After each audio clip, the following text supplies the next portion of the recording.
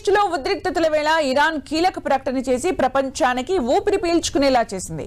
Hormuz జలసంధిని పూర్తిగా తెరిచినట్లు Iran ప్రకటించింది. అన్ని వాణిజ్య నౌకల రాకపోకలకు అనుమతించనున్నట్లు ఇరాన్ విదేశాంగ మంత్రి అబ్బాస్ అర్ఘాచి ప్రకటించారు. లెబనాన్తో ఇజ్రాయెల్ 10 రోజుల పాటు కాల్పుల విరమణ ఒప్పందం కుదుర్చుకున్న నేపథ్యంలో ఇరాన్ నుంచి ప్రకటన వెలువడింది.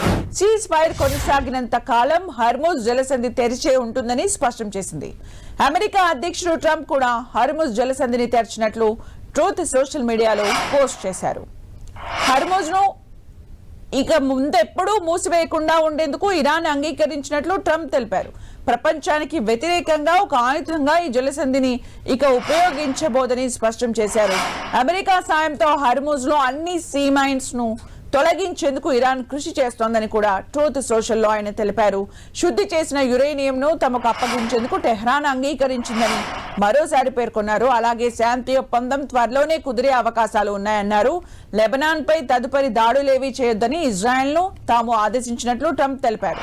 చమురు ధరలు పెరిగితే నిత్యావసర వస్తువుల ధరలు ఆటోమేటిక్ గా పెరుగుతాయి. దీంతో ద్రవ్యోల్బణం పెరిగే అవకాశం ఉంటుంది. మన దేశం చమురు అవసరాలలో 80% పైగా దిగుమతులపైనే ఆధారపడుతోంది.